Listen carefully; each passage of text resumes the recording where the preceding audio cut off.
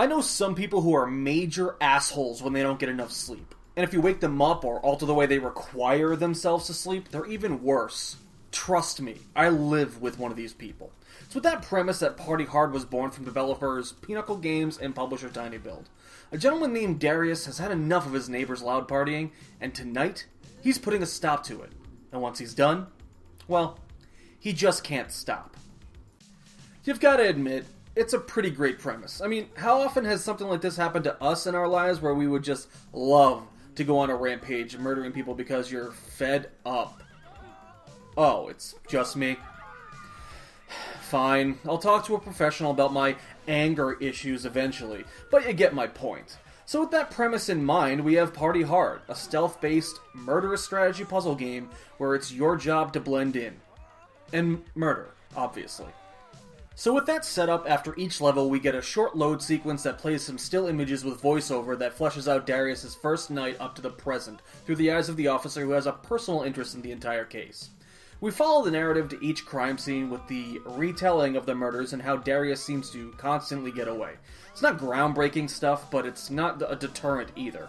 It works well with the style of the game created, and the voice acting, although it is a bit over the top for all involved, that's not necessarily a bad thing. However, because of this, I was able to figure out the ending almost immediately, which was kind of a bummer. Talk about telegraphing the entire plot, which was kind of thin to begin with.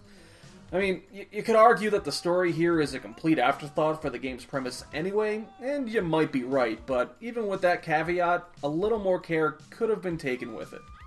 The entire gameplay scenario is a pretty simple one too. Each level is some sort of cliched gathering, a party if you will, and as such it's populated with plenty of people, of which you will murder in various ways. You aren't suspicious at first, and that works to your advantage, but linger too long around a body or leave a witness, and your job just got a whole hell of a lot harder. Like I said, it's simple. You're afforded with a dedicated dance button too, so there are times when you'll need to party hard yourself to avoid suspicion. Where things get a little different is in the details of the single screen level. Every area, while being essentially the same as the one before it, is just different enough to warrant its existence. You start off at a house party, then move on to a barbecue, a boat party, rooftop party, and so on and so forth, etc, etc, etc. Within the differences are the kill counts needed to win, or the various traps littered throughout the area, or the items you can collect to give you a slight boost. While these small changes are in effect, they also kind of stay the same too. For better or for worse, and for example, most if not all levels have a food tray or a punch bowl type thing. I'm fuzzy on exactly what it is, mostly because it's nondescript, that you can poison. Well, one difference may be that instead of it being on the table in the kitchen this time, it's on the table in the living room. Change the venue, and now the punch bowl is on the table to the left of the roof. Many of the traps are the same, but within the different locations they spawn each level. Sometimes they just don't spawn at all. And when you die or get arrested, the little variations change there too. Maybe this time, instead of needing to kill 40 people, you need to kill 45, or that smoke bomb you kept getting previously now turns into running shoes, or the punch bowl just doesn't exist this time. This is where Party Hard gets most of its diversity, only after a while it becomes just a little bit stale. While silently moving around the area, picking off unsuspecting partygoers, if you happen to get caught and the police get called, you're in a bit of a pickle. Sometimes, depending on how long you can avoid them, whether it be based purely off luck or skill or somewhere in between, the cops will give up and leave the scene. Take this as a small victory though, because the more they arrive, the more difficult it is to avoid them. Especially because your run ability isn't all that spectacular. It's fine for vacating the area once you drop a couple smooching, but it's not a slam dunk to outrun pursuers most of the time. Each level also showcases an assortment of secret doors. Some may just move you to a different room, while others teleport you to the other side of the screen. These are great for avoiding suspicion, but should you use one while a cop is giving chase, a certain famous plumber emerges and blocks off the route for further use. And that Italian? He can't be killed. In fact, don't even try. But you don't have to take my word for it. One big positive this game has going for it is its music. Each song is an electronic banger. Bouncing beats accompany you throughout your journey of blood and mayhem. In fact, the music is so good it can be distracting. There were times I would leave the main menu on just to hear the beat, and even times in a level where I'd be waiting around for someone or something to give me an opening, and I'd miss it because I was bobbing my head in real life, paying more attention to the music than my prey. This is likely an issue you won't come across, so I'm not classifying it as a negative, just relaying that anecdote to show I enjoy to what I feel are 80s synth joys each level. While picking off unsuspecting waiters, dancers, etc., you may notice some of them have striking resemblances to iconic figures in entertainment. We've already gone over the plumber, but there are more to discover. I'll leave those discoveries to you because it could be a neat little aha or cool moment for yourself, and sometimes these costume fodder can show up midway through the party to add to your total kill count, whether by your hand or the game's. It sucks, but sometimes it can create opportunities if you play your cards right. We're also able to unlock other characters to use in the levels. I won't mention who they are other than one of them in a moment, just so you can have that pleasure of once again discovering them for yourself. I will mention that each has their own set of skills and weapons to take out the opposition. Darius uses the classic knife for the majority of his kills, and the others are thematically appropriate for who they are and what they do. These are a nice addition to the game, just to break up some of the monotony. Okay, so there is a good game here to like, but unfortunately there are a bunch of downfalls within that game too. For instance, in regards to the unlockable character I said I'd mention, he's a ninja, so his whole gimmick is to be stealthy. That's fine. If anyone sees you for any reason, they get spooked and call the cops. Okay, I get it. So because of this, standing still grants you invisibility. Cool. However, this doesn't seem to work as you'd expect or even want it to. Now, I'm not ready to classify this as a glitch per se. There'll be plenty of more of that to talk about soon. Rather, I think the devs just programmed the character to work poorly sometimes. I couldn't get the stealth to work consistently. I wasn't able to find the sweet spot of how long I needed to move or needed to do anything to activate it, simply because standing still just doesn't do it. You need to be moving first. Add on to that he gets the continuous smoke bomb item that is a blessing and also a curse. Sometimes it's really difficult to position where you want it to be thrown. And to top off the wonderfulness of the ninja, since he has to stay undetected, there are times when you spawn on the map and because of enemy placement and that they're somewhat randomized, you have no choice but to be detected. You spawn in the same spot every time, so if the game decides that someone else spawns there too, you're screwed. You might as well just hit restart. He's fun to use when he's working well, but otherwise, it's a bigger challenge.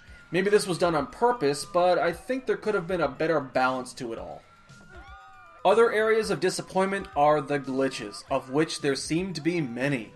Sometimes you'll get stuck on invisible angles, or even visible ones that shouldn't stop you dead in your tracks. This isn't a huge issue when you're just casually moving within the crowd, but if you're being chased, it oftentimes means level ending, and this is where it happens most often. Another area for improvement is in the carrying mechanic. When you kill somebody, if you don't move the body, someone will eventually see it and alert the cops. So it would behoove you to get it out of there most of the time. On some levels, you have the ability to dump the bodies in places that no one will be able to detect them. It's great news, when it works. There were plenty of times I carried a dead person over to the area where I needed to put them in, and they didn't go in. Instead, they stood up. Sometimes, after standing up, they came back alive. You can also pick up sleeping people to take them to areas for instant death, which I'm also referring to, which is like the rooftop area, where you can push someone off. I'm not speaking about these people. People I've killed have suddenly gotten a second chance at life. If you're quick enough, no one will be alerted, and you can either pick them back up to dispose of them, or kill them again, but sometimes it's too late. Once they're put down and get back up, they, or someone close by, may freak out. It's not good. There are also places you'd expect to either be able to move to, or hide in that you just aren't able to. This is frustrating. Not only that, but there are too many odd occurrences when it comes to detection. All too often I'd be detected when there should be absolutely no reason I was. Enemies will suddenly have binoculars for eyes and see you well out of the appropriate range. Or they'll have their backs turned, only to somehow get their spider sense to tingle and off they go, screaming their way to the phone to get the authorities. And speaking of the screaming, once it starts, it doesn't stop. It gets annoying after a couple minutes of non-stop yelling. We're also treated to spelling and grammatical errors in the subtitles and achievements. Or sometimes the subtitles don't even match exactly what was said by the actors. And the most egregious of all, on the final level, I encountered a glitch where I was in the midst of winning, and there was only one person that needed to be killed. He wasn't visible. Numerous times. Way more than you'd think. Way more than I want to admit. The level itself isn't an easy one, so getting down to that point and running around an empty level looking for someone you can't see is incredibly frustrating. Just in case it happens to you, I'll try to save you the headache in hopes that it works. My method. Start randomly stabbing in the vicinity you'd think the DJ would be in. You'll eventually kill the invisible menace and finally complete the game. At the end of the day, there is a game here that's easy to like, but at times it starts to show its warts. The game can be very difficult, and I'm not convinced it's because of good design. There were levels I failed dozens of times, and most of those failures seemed unavoidable. Almost as if the game was fabricating evidence against me. Pun intended. As you may know by now, a good puzzle game makes me want to immediately try again. This game did not. I fought myself to continue the majority of the time. And if you enjoy standing around and waiting for a lot of the game, this is right up your alley. Wait, dance, run, slowly, and repeat. A lot. I'm exaggerating, but only by a little bit. Waiting is necessary, but with that necessity comes unease, and all the glitches, or whatever you want to classify them as, and Party Hard, it's just a game you like, but one you may want to spend some time apart from. Often. I definitely enjoy this game, I just have a lot of issues with it. Sadly, I suspect you will too. Pun not intended.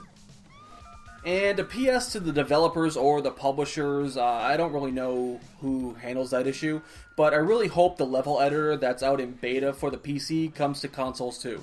I think that'd be really fun to explore both creatively and playing other people's levels. Add in new achievements and it's even more worth a look in my eyes, so please, guys, make it happen. It would be really cool to be able to create levels and share them on the consoles as well. And again, a special shout out to the wonderful weather that has made me leave my windows open and have all the ambient noise like birds and wind and cars and neighbors playing outside available for you all to hear in the background. I know you loved it, so let me know how much you loved it. Thumbs it up. You know you want to. It was actually Megan who made me leave the windows open. I was forced to do it, so, you know. It is what it is.